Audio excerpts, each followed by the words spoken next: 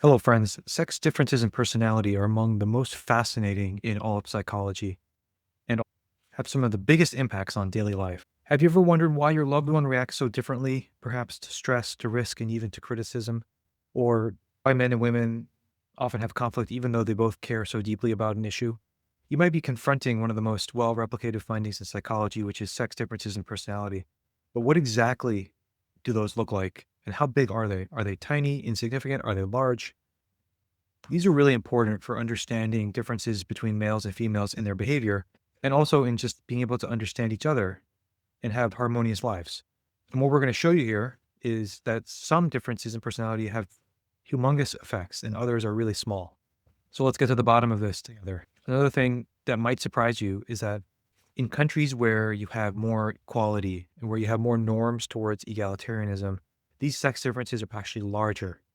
Why would they be larger in Norway as compared to Afghanistan, where gender equality is much smaller in terms of norms? That's really puzzling. We'll try to get to the bottom of it. I'm Dr. Omar. I'm a social scientist and philosopher here to pursue truth with you and get to the bottom of difficult questions. So here's a study, sex differences in 30 facets of the five-factor model of personality, meaning they didn't use one of these weird, less validated psychology tests. They used the Big Five personality model, which is a scientific model, and they looked at 30 different components of personality in addition. These were participants in the United States, and they had over 320,000 of them. So the first finding, remember, there's five main facets of personality. Emotional sensitivity had one of the largest sex differences. So this is also called neuroticism. I think emotional sensitivity is more of a polite term, but across the lifespan from age 19 to 69, you have consistent differences on average between males and females. And remember, this is just on average.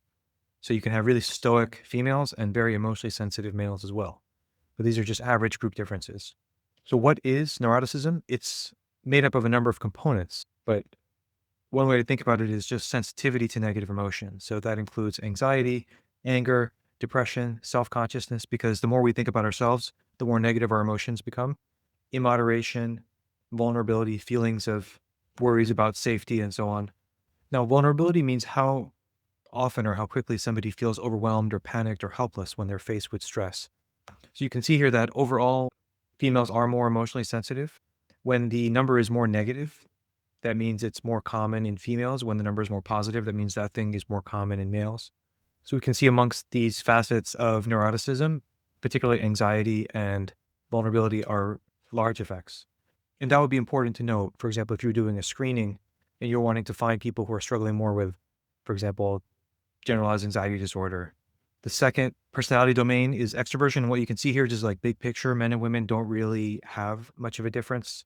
You see the female slightly more extroverted overall, if you wanted to make any generalization.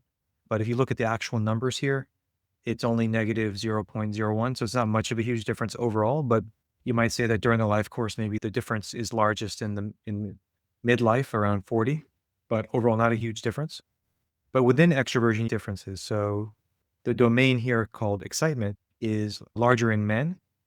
This excitement facet represents how much somebody craves stimulation, novelty, intensity, and risk. We know men take more risks on average, so this domain represents that, which is not always a good thing. So that positive 0.29 represents that sex difference. And in terms of activity, the females are higher on activity. And this represents somebody's general tempo, their energy level, their pace of life, their drive for productivity. So females score higher on that, which is generally a positive trait. So even though it's negative 0.25, that just means that the females are higher on that numerically. This is a representation of openness to experience.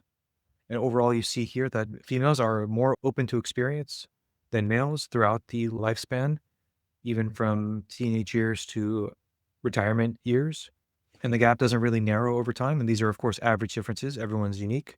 Within the domain of openness, there's all these different components. So first of all, remember the overall difference is not humongous. 0.19 is a small difference in terms of effect size. Cohen's d, that little d up there. But the emotionality metric is fairly large. The artistic metric is moderate. And this makes sense because females will tend to gravitate towards artistic activities and imaginative activities like fiction and other type of artistic endeavors. And what this is really measuring is openness to that thing. How open are you to emotions? How open are you to expressing emotions, being saturated by imagination, artistic activities? You see this even in the philosophy department where the women are more likely to do philosophy of literature, or they might be interested in the connection between literature and philosophy or the psychology of the imagination, whereas the males tend to go towards the more systematizing things. And that's represented here in openness too. How open is somebody to abstraction? And that's under the intellect domain here. So males have a small difference in the degree to which they're by personality, they're more interested in abstraction and intellect. And then liberalism is openness to change, dissent, unconventional ideas, questioning rules, questioning tradition, as opposed to being interested in order and tradition and clear social structure. And this is maybe why women tend to be a little bit more politically liberal as well, and males a little bit more, on average, conservative. Now, when we look at agreeableness, the desire to cooperate and get along, we see a humongous difference between males and females. This is probably among the largest sex differences, in addition to neuroticism, agreeableness. And here across the lifespan, you really see a humongous gap on average, which doesn't really ever get closed. And within the domains of agreeableness, we see pretty much all of them go towards females as being higher. Desire for cooperation, modesty, sympathy, interest in morality, and so on. Females are going to show much more of those traits on average. Conscientiousness also shows a sex difference, but it's not humongous. So females are generally more conscientious on average than males across the lifespan. But this difference is only 0.12, so it's a very small difference. But you can see that within this personality trait, dutifulness, achievement orientation, self-discipline, these are showing some small effects. Might explain why young girls are often able to do better at school, whereas males need more authoritativeness and discipline. Sometimes even going to the military is what somebody really needs to develop conscientiousness. So there is a vulnerability in the nature of men in that they are not naturally as conscientious on average. So they probably need more of a authoritative role models in their life. And I think it might be one of the reasons why a lot of young boys are falling behind these days, not graduating as much as females, getting into more kinds of trouble because there's often less fathers around, less father figures, and less men going into teaching professions. So next, I want to give a couple of examples of why this might be important for everyday life. So for neuroticism, it's really important because you're going to see different levels of vulnerability to depression and anxiety. And especially in the extremes, you're going to see differences in who's interested or able to be a Navy SEAL, which requires extreme low neuroticism, as one example. In terms of extroversion, we know males are more likely to be diagnosed and to have substance use disorders. This is probably due to this sensation seeking, this excitement orientation that males have. And again, young girls doing better in school naturally probably comes from this activity orientation, productivity orientation, along with better conscientiousness. And here again, the sex difference in interest in artistic activities, the interest in absorption in emotional and imaginative worlds. For example, in fiction, there's a sex difference in interest in abstraction. If you look at who's a professor of logic, it's mostly all male. Men are more likely to have autism as well. And then this openness to change and openness to unconventional ideas, that can be represented in differences in political ideologies as well. Agreeableness has huge implications for sex differences as well. So men will be overrepresented amongst criminal defense lawyers, any profession where you need extreme disagreeableness, where you need to be able to say no. Women will be overrepresented in the caring professions because of their higher agreeableness. And there's also vulnerabilities because males, being more disagreeable, are going to have a harder time with relationships, maintaining relationships, and being socially active, which is definitely something as men get older, they become more isolated, more dependent on their wives' social skills for their social life. So that's a negative for high disagreeableness. And the negative for high agreeableness is difficulty setting boundaries, difficulty saying no, difficulty engaging in conflict, difficulty being direct. So each of these personality traits has good and bad baked into it. Conscientiousness is not a huge difference, but these domains give women an advantage in disciplines that require orderly activity, and achievement striving, dutifulness, like getting through college, for example, or graduate school. So overall, we see that females are higher in agreeableness, higher in conscientiousness, especially dutifulness, achievement of responsibilities, and goal orientation.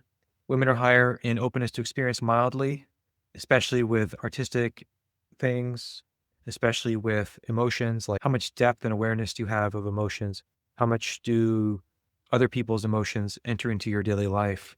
Females are higher in that. How open are you to changes in values versus tradition and order? And then being more active in terms of energy levels and tempo, agreeableness, definitely a huge difference. We talked about that. Emotional sensitivity is a huge difference as well, especially with anxiety and vulnerability, stress tolerance, distress tolerance. And then women are less sensation seeking, and this may explain some of the male vulnerability to substance use disorder.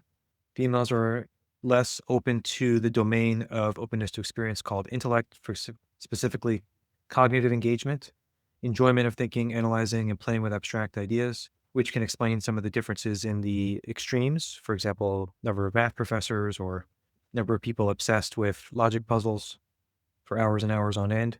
Males have less agreeableness, which makes sense when you look at the sex ratios in high disagreeable fields, like being a police officer, a lawyer, a manager who has to fire people, a CEO who has to say no all the time. Less conscientious as well, which is going to be a disadvantage in many things for men, which may explain if you look at extreme low conscientiousness, you'll see it's overwhelmingly male. That could be the prison population, the homeless population, substance use population, overwhelmingly male. And you see these facets of dutifulness, achievement of responsibilities, goal orientation. Men are not as interested in artistic things. Men are not as absorbed in other people's emotions. They don't have as much depth and awareness of themselves, their own emotions, and the emotions of others. And they're more oriented towards order, tradition, and clear social structure compared to females, which makes sense because one of the evolutionary theories behind sex differences is male adaptations exist for intergroup conflict and hierarchy, whereas females have been more oriented towards egalitarian norms within the family. Males being less active in terms of energy levels and tempo, which this is within the domain of extroversion. It's a tiny difference. It's not a huge thing that you observe between men and women, but agreeableness is a big one, as we mentioned above. Sorry for the duplication. And much lower on emotional sensitivity, which explains a lot of the complaints that females have in relationships. He's not very sensitive, but also is an advantage in professions that require low neuroticism, for example, surgery, military life, anything that requires stoicism, dealing with conflict. So males have better distress tolerance, and males are higher in sensation seeking and excitement, which can be a vulnerability for men in terms of drug use, higher in openness to intellect, playing with abstract ideas, and so on. So hopefully that gives you a really good sense of average sex differences in personality, which is really interesting and important for social outcomes. This has nothing to say about what causes it. It could be cultural, it could be developmental, it could be genetic, but most likely it's going to be a mixture of all of those things. One thing to keep in mind, however, is that if you remember those graphs, all of them showed that agreeableness and conscientiousness increase with age for both sexes. So your average teenager is going to be much more disagreeable and annoying and low on conscientiousness, more likely to curse and rebel and so on than when they're 60 years old. But that's true for men and women, and that difference is often larger than the sex difference. The neuroticism gap is largest in late teens and early 20s. So the difference between males and females in terms of neuroticism is largest when they're youngest, which is maybe one of the reasons humongous differences in anxiety and depression when people are young.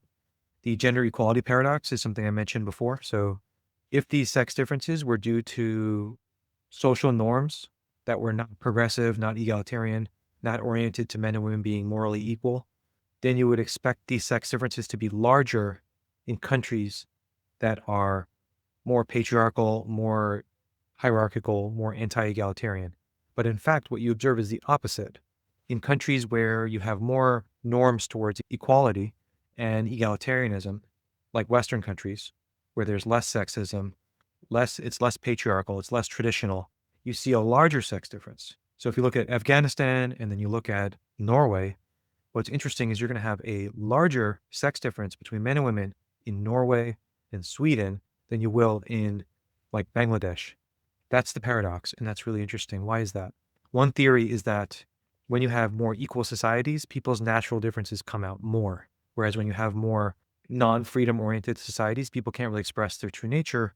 And because male and female sex differences are partially genetic, partially evolved to actually a large extent, when you make people more free and you give them more equality in terms of norms, their genetic differences come out more. Otherwise, how can you explain why there's larger sex differences in personality in Norway than there is in Bangladesh or Afghanistan? It doesn't make sense otherwise. If it was all just socially constructed, it wouldn't make any sense.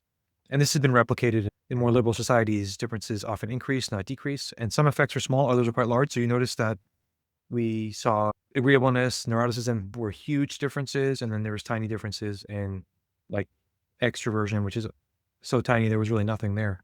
However, anytime you have a small effect, it can also have massive differences on the extremes.